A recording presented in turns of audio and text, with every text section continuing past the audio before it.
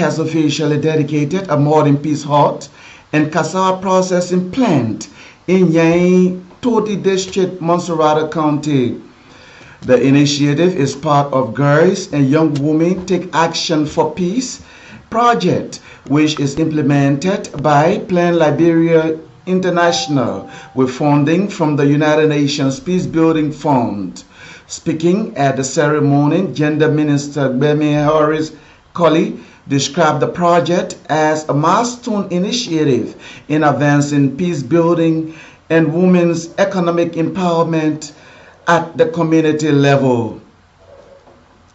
She said the peace huts are not just structures but symbols of resilience, inclusion, and grassroots leadership, empowering women to lead dialogue, resolve conflicts, and support community development. So far, over 1,000 girls and young women across targeted communities are actively involved in peace building under the project. Minister Harris urged residents to take ownership of the facility, calling it a platform for unity, mentorship, and transformation. The Gender Ministry reaffirmed its commitment to promoting peace, inclusion, and economic empowerment for women and youth in Liberia.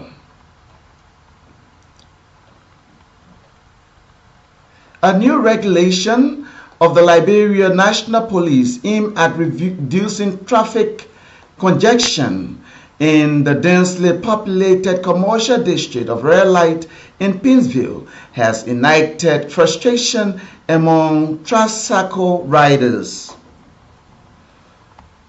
On Monday, July 7, the Liberia National Police announced that tricycle riders will no longer be allowed to park near the main traffic zone in Red Light. Instead, keke riders had been mandated to use the Bob Taylor Junction as their new parking area. The mandate is intended to ease traffic congestion in the Bosen Red Light commercial district. However, several tricycle riders have expressed unhappiness with the decision.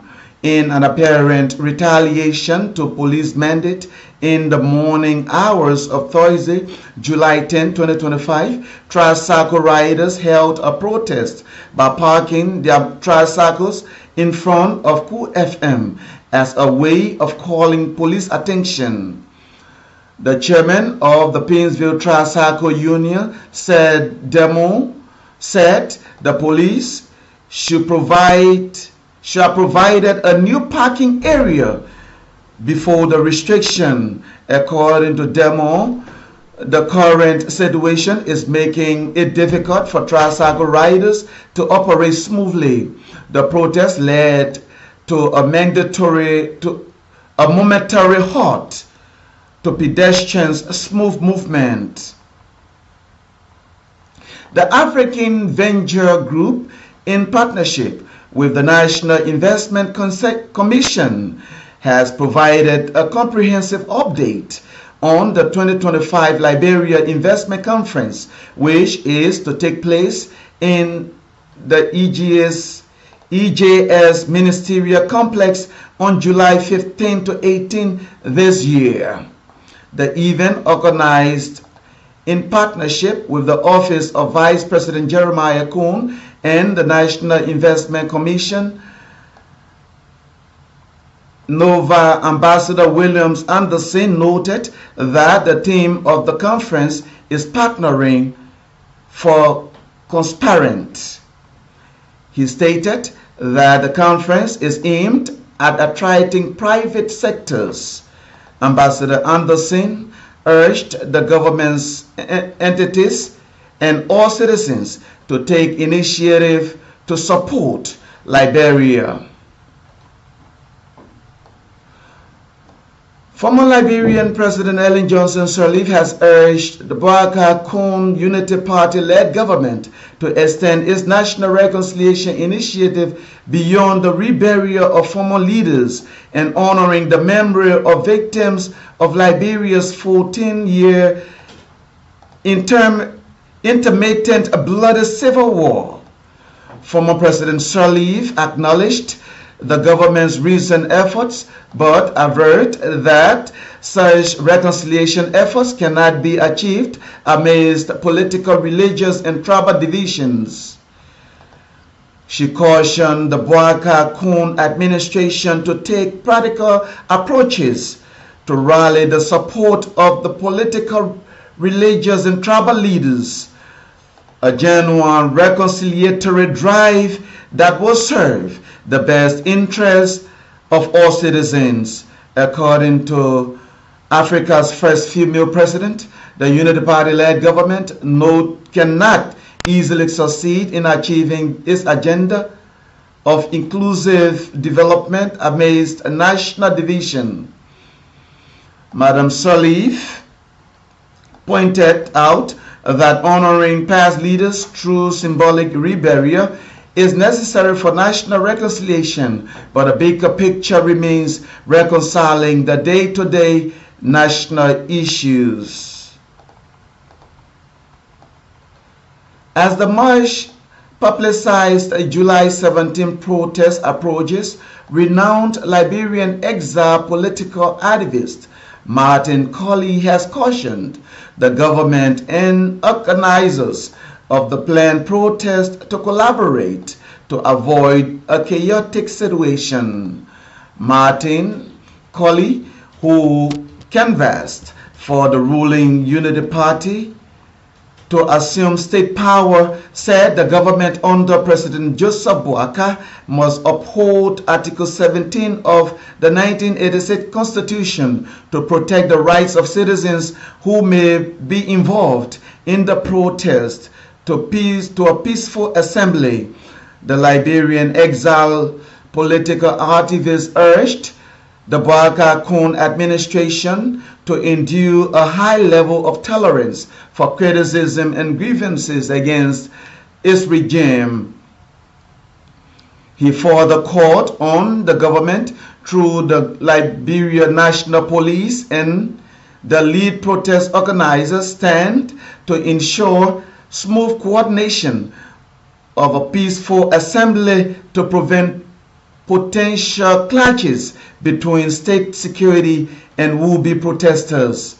Colley emphasized that protecting the right of citizens to protest is part of the democratic principles of the state, but reminded the July 17 protesters to remain cognizant of their right to express their disenchantment and disengage from provoking the free movement of others.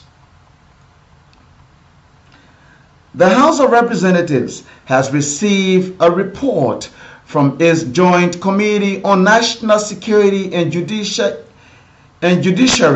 endorsing the establishment of the Liberia National Police Trust Fund. During Tuesday's plenary section, the House Chief Clerk, Mildred Sion, read committee's findings, which support the creation of a dedicated and transparent funding mechanism aimed at strengthening police operations, particularly in law enforcement, crime prevention, and public safety. The proposed law, titled An Act to Establish the Liberia National Police Trust Fund of 2025, highlights a long-standing logistical and operational challenges facing the Liberia National Police. The committee believes that the sustainable and accountable funding is key to improving professionalism within the force. If enacted, the law will authorize funding from both government and international sources to be managed by a board of trustees under strict financial guidelines. Lawmakers say the initiative will reduce reliance on ad hoc budgetary support and ensure constant funding for critical police services, training, and infrastructure. Representative Moba of Montserrat County Electoral District 3 has called for a swift national response to rising insecurity in local communities, citing an overwhelming escalation in armed robbery and public safety threats during night hours.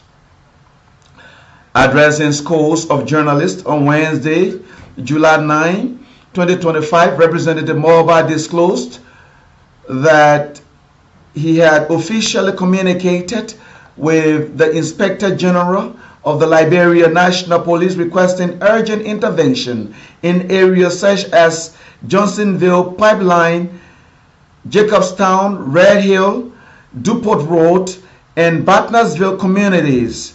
The District 3 lawmaker emphasized the need to introduce controlled no-go zone aimed at easing traffic and strengthening nighttime patrols.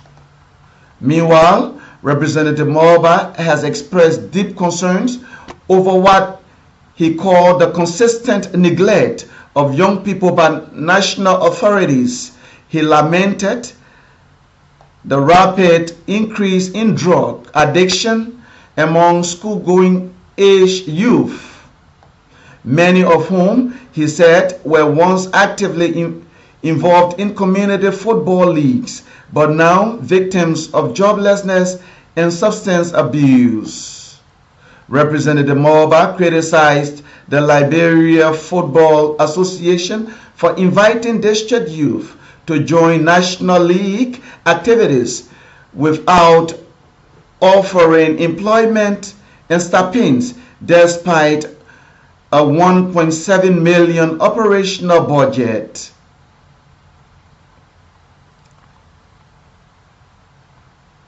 House Committee on Ways, Means, Finance and Development Planning has commended several government functionaries for what the committee has termed as strong contributions to the national revenue collection. The committee presented the first quarter of 2025 revenue performance report along with details of new loan agreements between the Republic of Liberia and the African Development Bank, as well as the African Development Fund. The agreement aims to provide institutional support to enhance domestic revenue mobilization and advance reform initiatives. Maryland County Electoral District Number 1 Representative P. Mac Jury also addressing ongoing challenges facing the Liberia Revenue Authority, which according to him are undermining Liberia's ability to generate sufficient funds in the for national development. Representative Jury noted that the hearing that the committee has discovered that several government employees are not paying income taxes, which he described as a violation of the law. He called on members of the House of Representatives to take the matter seriously and to implement appropriate measures. K News Bulletin at 2, Emmanuel George. Good afternoon.